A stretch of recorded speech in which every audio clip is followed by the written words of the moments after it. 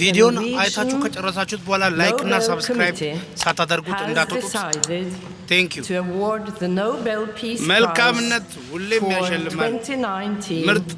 ምርጥ ፕሬዝዳንታችን ሁሌም እንኮራባለን።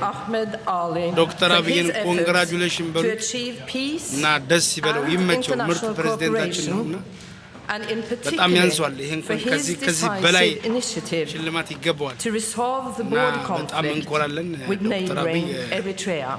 ስለዚህ ኮንግራጁሌሽን በሉት። በ2019 በሱ ፔጅ ላይ ገብታችሁ ኮንግራጁሌሽን የሚለውን ሽልማት በተን በመጫን ይገባዋል።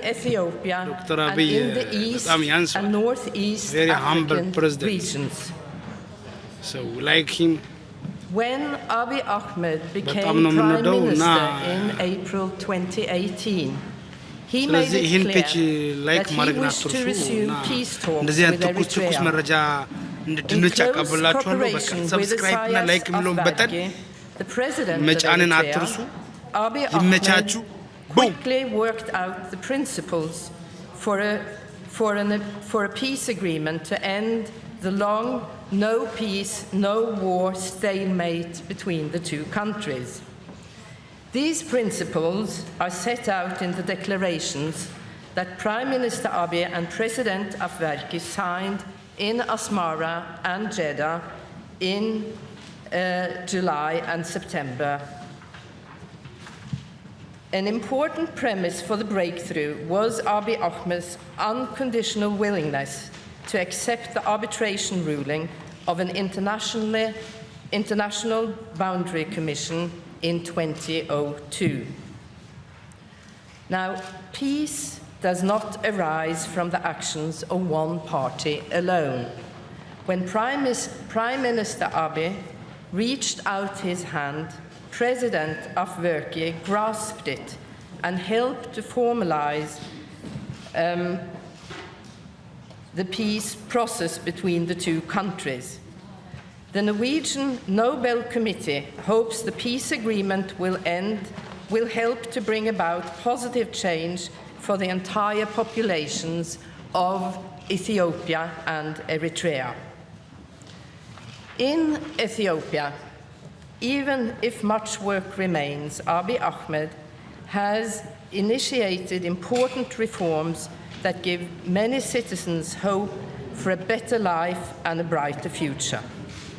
He spent his first 100 days as Prime Minister lifting the country's state of emergency, granting amnesty to thousands of political prisoners, discontinuing media censorship, legalizing outlaw opposition groups, dismissing military and civilian leaders who were suspected of corruption, and significantly increasing the influence of women in Ethiopian political and community life.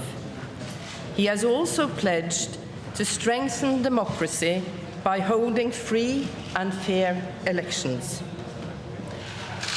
In the wake of the peace process with Eritrea, Prime Minister Abiy has engaged in other peace and reconciliation processes in East and Northeast Africa.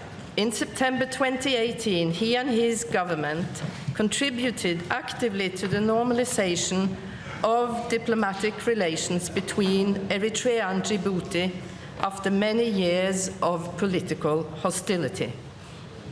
Additionally, Abiy Ahmed has sought to mediate between Kenya and Somalia in their protracted conflict over rights to a disputed marine area. There is now hope for a resolution to this conflict. And in Sudan, the military regime and the opposition have returned to the negotiating table. And on 17th of August, they released a joint draft of a new constitution intended to secure a peaceful transition to civil rule in the country. Prime Minister Abiy played a key role in the process that led to the agreement. Ethiopia is a country of many different languages and peoples. Lately, old ethnic rivalries have flared up. According to international observers, up to 3 million Ethiopians may be internally displaced.